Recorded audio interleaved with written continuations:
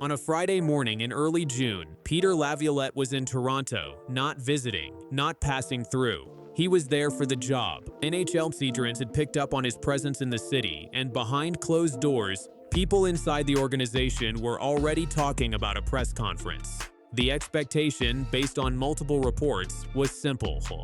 Laviolette would be named the next head coach of the Toronto Maple Leafs sometime early the following week. And then Saturday came, and Sunday came, and by Monday, Peter Laviolette was no longer the future of Toronto hockey.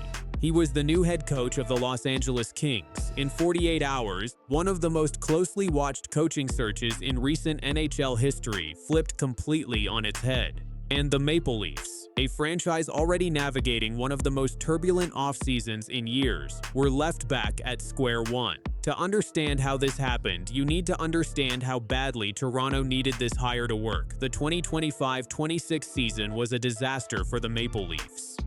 A quiet, grinding disaster that had been building for months and finally became impossible to ignore when the team posted a 32-36-14 record and missed the playoffs for the first time in 9 years. 9 years of first-round exits and deep disappointments, and this time they did not even get that far. The fan base was done. The front office was done. General manager Brad Treliving was fired near the end of the regular season, and head coach Craig Berube was let go shortly after. Into that wreckage stepped John Chayka, the new general manager, a younger hockey executive who arrived with a reputation for analytical thinking and a mandate to rebuild the entire culture of the franchise. Mats Sundin joined as a senior executive advisor. The front office was completely restructured, and the coaching search that followed was framed, from the very beginning, as a defining decision for this new era of Maple Leafs hockey. Chayka was deliberate about it. Speaking at the NHL Scouting Combine in Buffalo, he told reporters there was no artificial timeline on the search. His words were precise. He described the process as being focused on conviction, not speed. Over 50 initial conversations took place before the field began to narrow, and as the weeks went on, 3 names kept rising to the surface. Patrick Roy, the Hall of Fame goaltender and Jack Adams Award winner, fierce and demanding, with the kind of competitive intensity that either ignites a locker room or burns it down.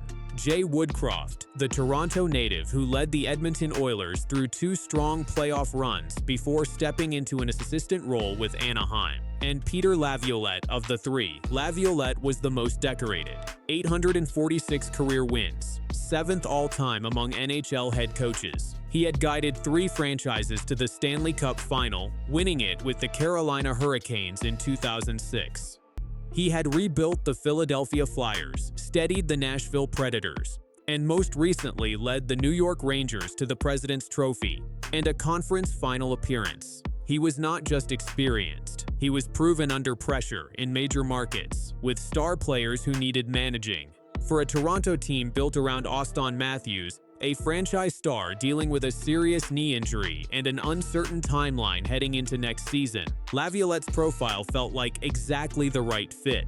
He had handled demanding veterans. He had won in playoff atmospheres.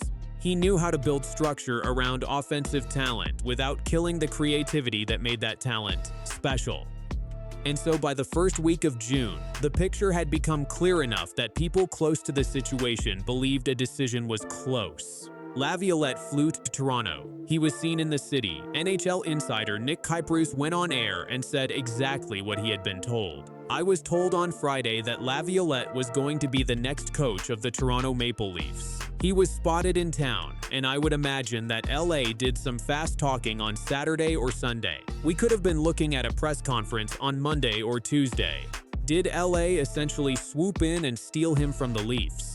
The answer, based on everything that has come out since, is yes. At some point over that weekend, the Los Angeles Kings made their move.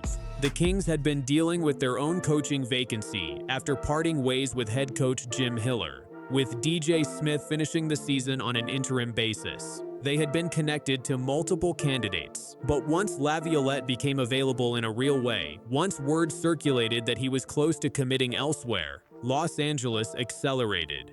Hard. The result was a 3-year contract, signed and announced before Toronto could get to Monday morning. What makes this story cut deeper for Maple Leafs fans is what Laviolette himself said about Toronto before any of this happened. About a month earlier, Laviolette appeared on TSN's Overdrive program and was asked directly about the Leafs job. His answer was not diplomatic fence-sitting. It was genuine. He talked about the roster talent in Toronto. He talked about the fan base, calling it an amazing situation for whoever took over. He pointed to the fact that Toronto had just won the NHL draft lottery, earning the right to select generational prospect Gavin McInnes first overall. And then he said something that should have felt like a promise. He said, "I 100% think it is possible everywhere. But Toronto, in the market, with the personnel that they have, for sure it is a good hockey team for somebody who is going to take over there." That somebody turned out to be a different somebody than most people expected. So where does Toronto go from here? Chayka has publicly maintained his calm. No timeline, he keeps saying. Conviction over speed. The organization is now in the second phase of its search, with in-person interviews starting this week and approximately 5 candidates remaining under consideration. 2 of the confirmed names are Patrick Roy and Joe Pavelski. Pavelski, the recently retired Team USA captain with over 1,000 career points, has no professional coaching experience at any level. His name appearing in the final 5 triggered predictable outrage in Toronto, though Chayka's camp has framed it as a Martin St. Louis type of hire, a first-time coach who brings player respect, modern hockey intelligence, and an entirely different energy into the building. Jay Woodcroft is believed to still be in the mix, though his inclusion has not been fully confirmed.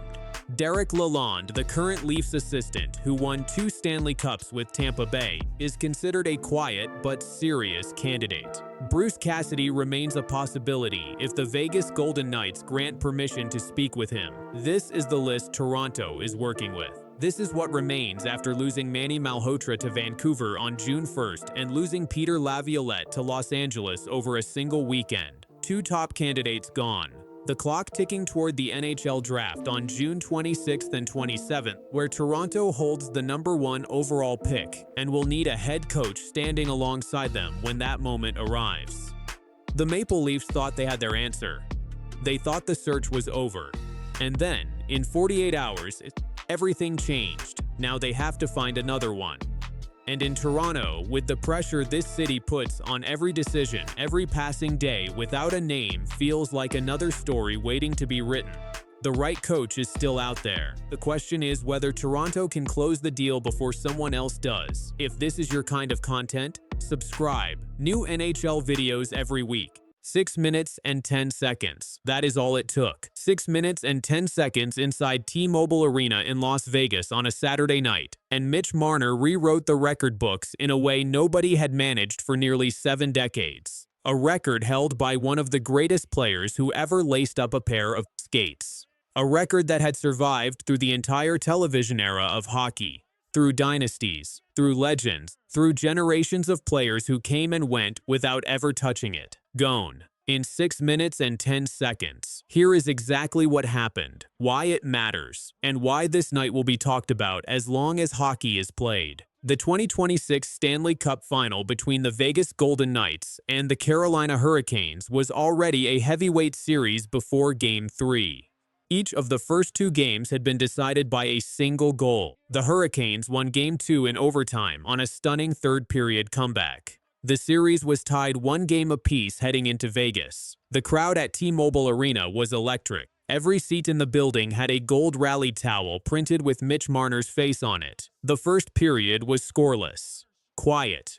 Both teams feeling each other out. Nobody could have predicted what was about to happen. Then the second period started, and Mitch Marner took over the entire game. It began at 10:26. Tomas Hertl opened the scoring for Vegas, and Marner picked up the assist. 16 seconds later, with the puck deep in the Carolina zone, Marner backhanded a shot toward the crease. Carolina defenseman Sean Walker tried to deflect it to safety and instead put it into his own net. Marner was the last Golden Knight to touch the puck. The goal was his. Vegas led 2-0. That was goal number 1. Just under 4 minutes later, Golden Knights defenseman Brayden McNabb, playing with a full face cage after taking an 87-mile-per-hour shot to his face in Game 2, and being rushed to a hospital in Raleigh, forced a Carolina turnover along the boards. McNabb slid the puck to Marner, cutting through the zone. Marner read the goaltender, deked left, and slipped the puck through the 5-hole on Frederik Andersen. Vegas led 3-0. That was goal number 2. 2 minutes and 18 seconds later, Marner received the puck on the right circle, wound up, and fired a slap shot past Andersen before the Carolina goaltender could react. The hat trick was complete. Hats rained down from the upper deck and covered the ice surface at T-Mobile Arena in Las Vegas. The arena staff spent several minutes clearing the ice. That was goal number 3. 3 goals. 1 period. 6 minutes and 10 seconds. The previous record of 6 minutes and 21 seconds had been set by Maurice Richard, known simply as the Rocket, during Game 1 of the 1957 Stanley Cup Final between the Montreal Canadiens and the Boston Bruins. The Rocket scored 4 goals that night in a 5-1 victory, 3 of them coming in a blistering stretch in the second period. Montreal went on to win the Cup that year, one of 8 championships Richard won across his legendary career. Maurice Richard was not just a hockey player. He was a cultural force in Quebec. He was inducted into the Hockey Hall of Fame in 1961. The NHL Goal Scoring Award is named after him. His record from that April night in 1957 had survived 69 years without anyone coming close to breaking it, until a kid from Markham, Ontario, who spent 9 years being told he could not perform in big moments, erased it in the second period of Game 3 of the 2026 Stanley Cup Final. Marner also became only the 7th player in the entire history of the NHL to score a natural hat trick in the Stanley Cup Final, joining legends like Gordie Howe, Ted Lindsay, and Sam Reinhart. He became the first player since Frank Foyston in 1919 to record 4 points in a single period of a Stanley Cup Final game. His coach, John Tortorella, was asked about the performance afterward. He kept it simple. "Mitch is Mitch," Tortorella said. "He does everything as a player. He was certainly a huge piece tonight." Jack Eichel, who had watched entire second period from the bench alongside Marner, just shook his head. "It was incredible," Eichel said. Even Carolina's Taylor Hall, whose team had just been torn apart by Marner, gave him his due. "He is very tough to get a lick on," Hall said. "He is hard to hit, he is slippery, and he is more sturdy than he looks." And then there is the Toronto angle, because there is always a Toronto angle with Mitch Marner. For 9 years, Marner played in a city that worshipped him in October and destroyed him in May. He racked up 741 points across his regular season career with the Maple Leafs. He posted a 23-game point streak that broke a franchise record set by Darryl Sittler. He scored 102 points in his final season in Toronto and was one of the most gifted playmakers in the entire league. But the playoffs were a different story, or at least that was the narrative. In 70 career playoff games with the Toronto Maple Leafs, Marner scored 13 goals. He led the team in playoff points multiple times, but in a city where anything short of the Stanley Cup is failure, good numbers were never going to be good enough. The word choker followed him everywhere. Every early exit, every quiet elimination game, every moment the Leafs went home in April or May, Marner's name was attached to it. On July 1, 2025, the Maple Leafs traded Mitch Marner to the Vegas Golden Knights in a sign-and-trade. They received center Nick Roy in return. Marner signed an 8-year deal worth $12 million per year with Vegas. In the 2026 Stanley Cup playoffs, Marner scored 10 goals in 19 games, matching the same total he scored across 7 full playoff runs with Toronto. He also added 18 assists for 28 total points, leading every single player in the entire postseason by 8 points. The night Game 3 ended, former NHL player Ryan Whitney put it more bluntly than most. He posted, "Marner again. Conn Smythe run out of town and has his second hat trick of the playoffs. Toronto, his second hat trick of the playoffs. That part cannot be overlooked." Marner had already scored a natural hat trick in the second round against the Anaheim Ducks. Game 3 of the Stanley Cup Final was his second in the same postseason. Now here is where the night took a turn nobody expected. Vegas led 4-0 heading into the third period. The Golden Knights had Marner. They had the momentum. They had the crowd. They looked completely in control of the series. And then Carolina scored 3 goals in 39 seconds. Jordan Martinook, Taylor Hall and Jordan struck in a blistering rush that became the fastest three-goal burst by any team in Stanley Cup final history, breaking a record set by the 1954 Montreal Canadiens. With less than 2 minutes left in regulation, Andrei Svechnikov tied the game at 4-4. Vegas had blown a 4-goal lead in the Stanley Cup final. Neither team scored in the first overtime. Then, 5 minutes and 38 seconds into the second overtime, Golden Knights defenseman Shea Theodore fired a shot that banked off the end boards, deflected off Carolina's backup goaltender Brandon Bussy's skate, and trickled into the net. Vegas won 5-4. Golden Knights lead the series 2-1. One night produced 2 all-time records. Marner's 6 minutes and 10 seconds on one end, Carolina's 39-second burst on the other, a double overtime finish. A crowd that did not sit down for nearly 3 hours. Entering Game 4 tonight, Marner is the overwhelming Conn Smythe Trophy favorite at -210 odds at FanDuel. Mark Messier, a 6-time Stanley Cup champion, watched the game from the arena and said afterward, "Special player. You cannot teach what he has. Teams through their whole existence are looking for players like that." 6 minutes and 10 seconds, a record held for 69 years. A player told he could never perform in big moments. A city that let him go for Nick Roy. And now, 2 wins away from the Stanley Cup in Las Vegas, Mitch Marner is rewriting history one period at a time.